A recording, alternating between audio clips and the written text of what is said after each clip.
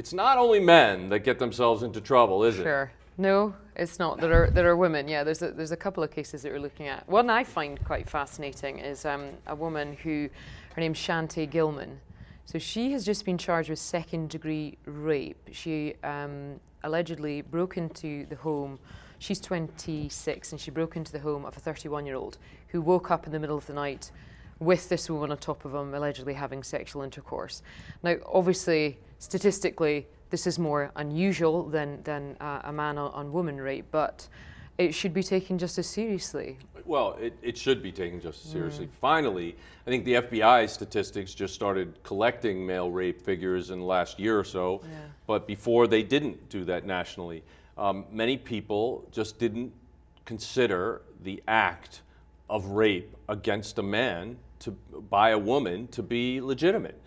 At least this jurisdiction is keeping it that way. Now, just to explain, I mean, the fact is that this man woke up in the middle of the night and she had actually put his penis inside of her and she was on top of him. Now, she was a hefty woman and he couldn't move. He couldn't get her off him.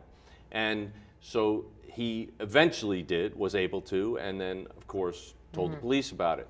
The rape kit that they did proved that in fact it was her that was on him. Because it was a year ago it happened, but Yes. the DNA is only now just been able to track her down. That's Yes. why they've pressed charges. Exactly. So yeah, I mean, there's an argument though that well, if a man is aroused, then clearly he wanted to do it, but that's not the case.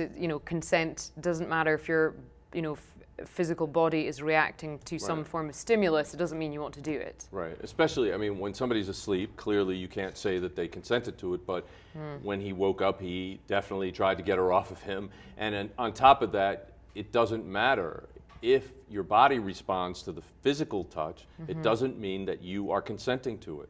And so it's just not a legitimate excuse to say that, well, he responded, so it's not really rape. Of course not. But I will tell you that there are cases that I know of that occurred on college campuses or in fraternities where young men, have been victimized sexually and they've gone for help on the college campus and been told men can't be raped, men can't be sexually assaulted, there's no services here.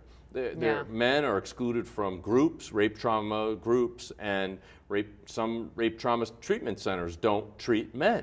So it's kind of a problem when there's an issue, and maybe it's not a frequent issue, but when it happens, the men should be treated as well as the women are. It needs to be taken seriously. Absolutely, 100% agree with that. I mean, there's a group called the Good Men Project that's on Twitter at the Good Men Project, and they try to show examples that men are not always the bad guy. Men do good things as well, and they're not evil. Most men in this country and around this world could not physically accomplish a rape because they can't do that. They can't remain aroused when they're forcing somebody to have sex. Sure.